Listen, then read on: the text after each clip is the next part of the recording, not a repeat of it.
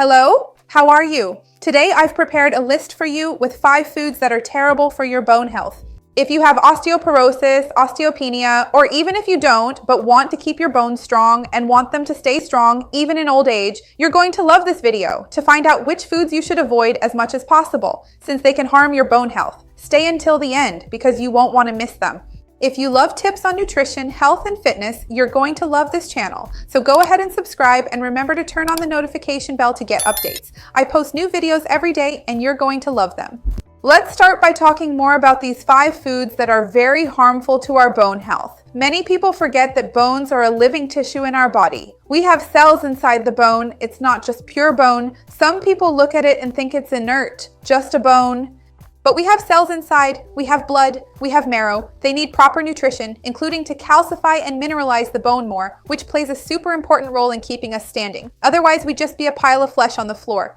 It really is very important for us, for our mobility, for our agility throughout the day, and especially as we age, this becomes even more important.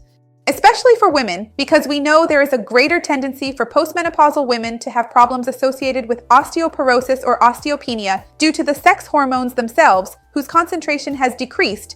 And these are hormones that would normally help to fix more calcium in the bone, increasing bone mineralization. So especially for postmenopausal women, this is a major concern, and it really should be.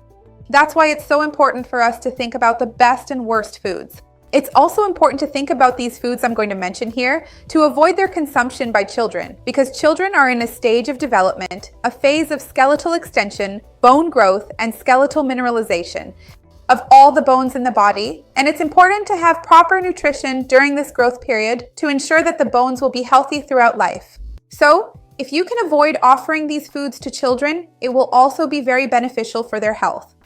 If you enjoy these videos where I talk more about foods, nutrients, their role in health, about bones, osteoporosis, leave a like so I know you enjoyed it, and I'll bring more videos like this for you. Tell me if you already have osteoporosis or osteopenia, if you do anything to improve it, if you take supplements, if you watch your diet, if you exercise, what do you do to try to improve this?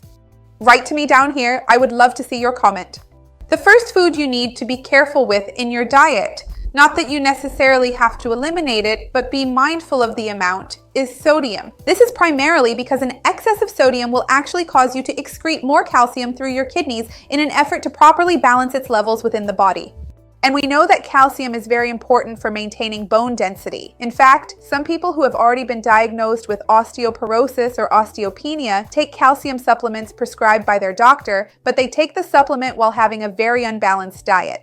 So it gets to a point where even though the person is taking supplements to increase their calcium levels, they do other things that lower or cause the excretion of the calcium they consume, or even the calcium that's in their bones. It pulls calcium from the bone to carry out this metabolism.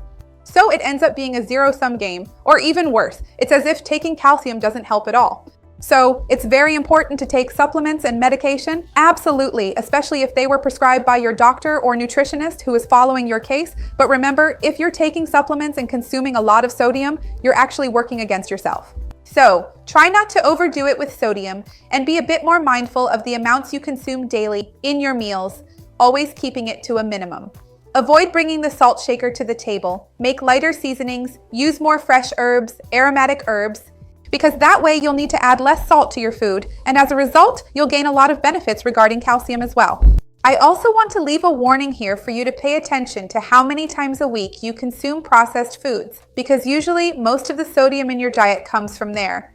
Salt is actually easier for us to control and reduce, but it doesn't help if you cut back on salt at home, if you still eat a lot of processed foods, soy sauce, instant noodles, packaged snacks, or even processed sweets, which can contain a lot of salt to improve the product's shelf life. So always check the amount of sodium in processed foods and consume as few processed foods as possible.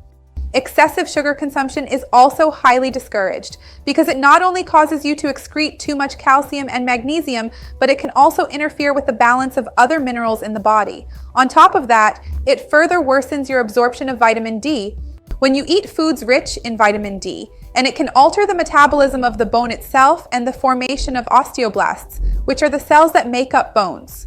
So, sugar is highly pro-inflammatory. It has the ability to alter the gut microbiota, leading to dysbiosis, which impairs the absorption of other nutrients. So it's very important to minimize sugar consumption. When we talk about reducing sugar intake, we're not necessarily saying you should never eat sweets again in your life. Remember that I have a playlist here on the channel with healthy sweets, completely sugar-free, that can help satisfy your sweet tooth without adding more sugar. I'll leave that playlist down below in the description for you.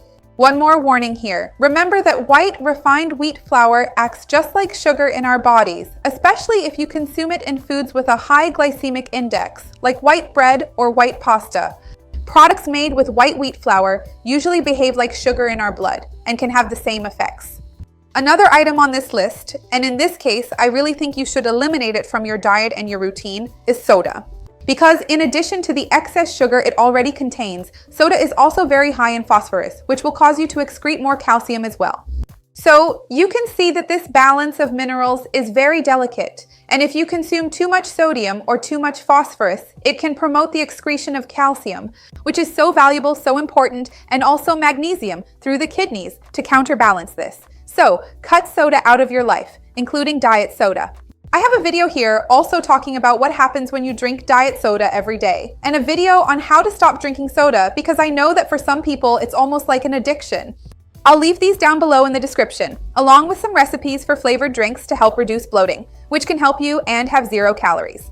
Also be careful with the amount of caffeine you consume. Of course, having a coffee in the morning every now and then is no problem at all, but we know that there are many people who are very tired, already quite addicted to coffee, to that energy boost it gives, and end up drinking several cups a day, often with sugar, which brings its own set of problems, but even if you drink it black, plain, coffee still has a lot of caffeine. Obviously, and too much caffeine also causes you to excrete more calcium in your urine. So, it's important that you limit or even completely restrict it, depending on the severity of your bone issues, like osteoporosis or osteopenia, but usually 1 coffee a day is not a problem at all. And remember that I also have a video here on the channel talking about a good coffee substitute, which doesn't have caffeine and can be a great option for those times when you miss having coffee. I'll leave the link down below in the description for you.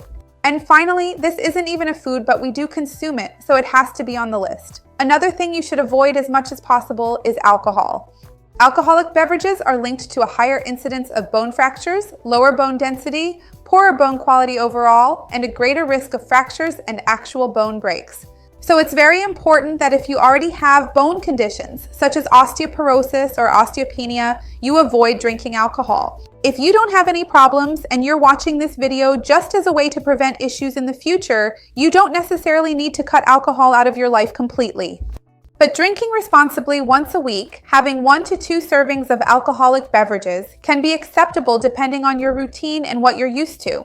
But remember that excessive alcohol consumption, besides being bad for your bones, is also bad for your liver, bad for your brain, increases inflammation, and contributes to weight gain. So if you can eliminate it from your lifestyle, it will definitely be more beneficial for you. I even have a really cool video here talking about what happens when you go 30 days without drinking alcohol, all the benefits that brings you, and I'll leave it down below in the description. I'll also leave down below in the description a really cool video I have with a list of calcium-rich foods that aren't dairy, and they're very high in calcium. Most people don't know about them. I'll leave it for you down below in the description. So tell me, what do you do to try to preserve your bone health? I'd love to see your comment. If this video helped you, give it a like because that really helps me out.